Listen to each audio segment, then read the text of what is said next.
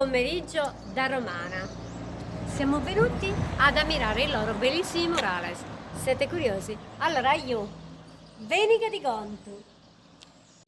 Intanto comincio a mostrarvi questo che si trova nella piazzetta, che è enorme, occupa praticamente tutta una parte della piazza e rappresenta il paese con la chiesa, le persone in abito tradizionale, dei cavalieri, quindi un chiaro momento di festa. Una parte nascosta dalla vegetazione dove si intravede un nuraghe e la vegetazione stessa, e poi andando avanti è possibile vedere questa chiesetta che dovrebbe essere la chiesetta nella grotta.